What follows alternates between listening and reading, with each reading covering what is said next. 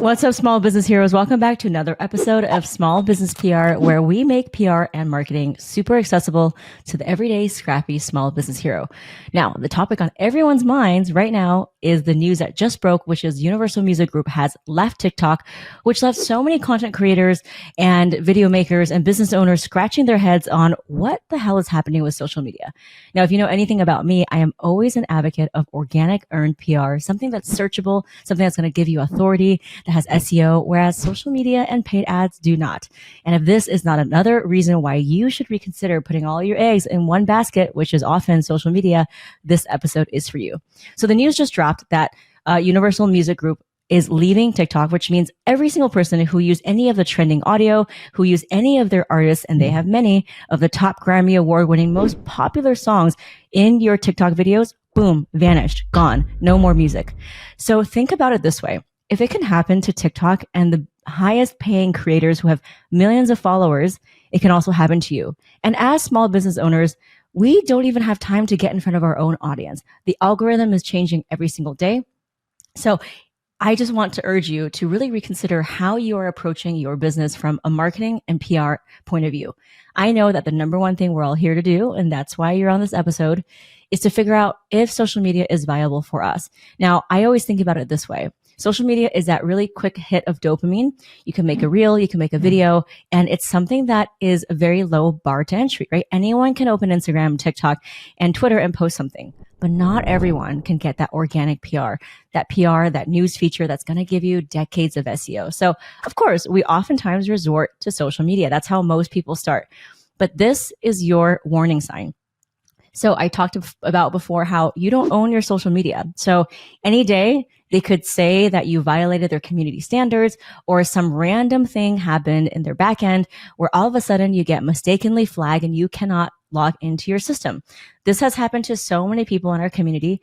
And I'm sure as you're listening, you're nodding your head because you know someone who has had their social media hacked, banned, or restricted. And that's why I always like to say that social media cannot be the only and foundation of your marketing plan. And it can be one of those things, but it definitely should not be a foundation. So let's think about it this way. As CEOs, as business owners, our time is so precious, and our ability to generate value and create assets for our business is the number one indicator of how much our business will scale, right? After all, it's our activities and what we're doing. So if you were to take a time audit of what you're doing every day, if you are spending so much time on social media, I would rethink. Because like I said, not only can it be banned, hacked, or restricted, all of the trending audios and the things that you are using to try to chase the viral trend of the week, it could disappear, and all of a sudden you're left with awkward, muted videos where you're doing random pointing dances and lip syncing to no music. Now talk about an embarrassment and also just a simple waste of time. I want you to think about it this way. Are you doing the $10 an hour tasks that can be delegated to a social media manager or an intern or an assistant?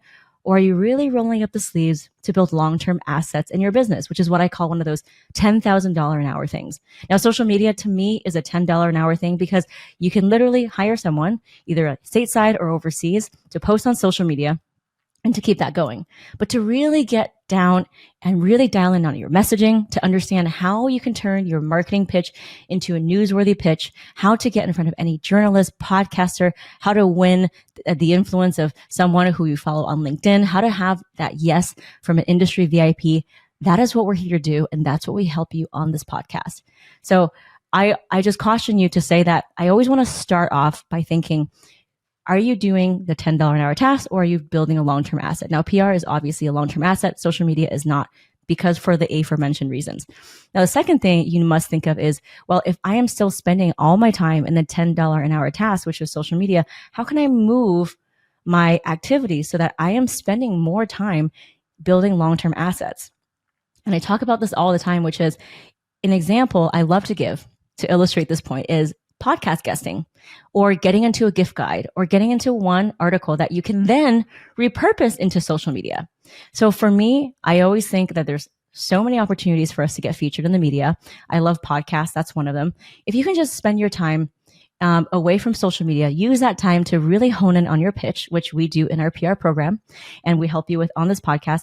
Pitch it to the right journalist, pitch it to a podcast host, get that one yes, and you have, not only do you have a video recording that you can take audio, you can take show notes, you can transcribe it into a blog, you can create audiograms, you can create carousel posts just from that one podcast episode, 20 pieces of repurposed content. That is a much higher leverage activity than spinning all your wheels on social media.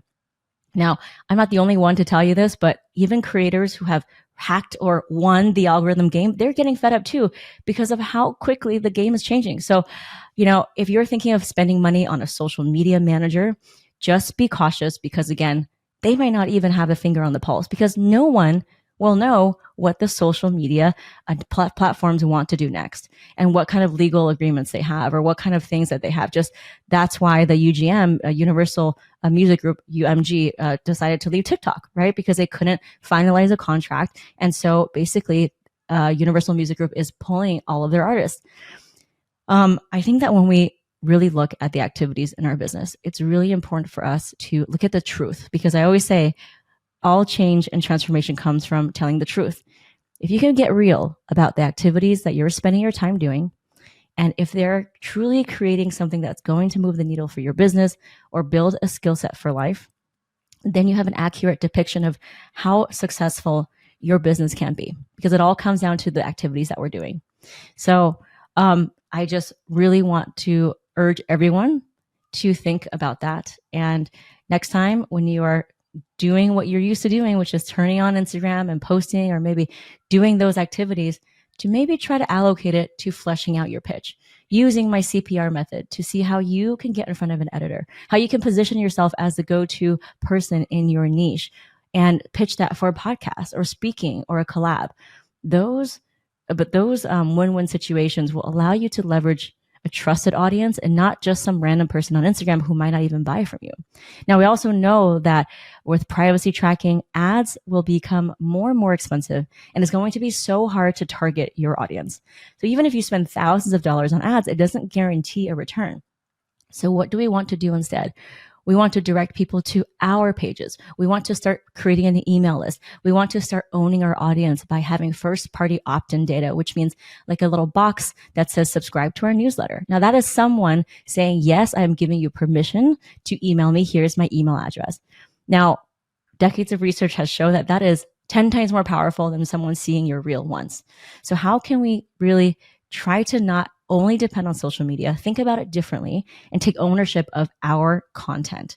Because after all, we only have 24 hours in a day, and I would much rather spend it on a higher leverage activity.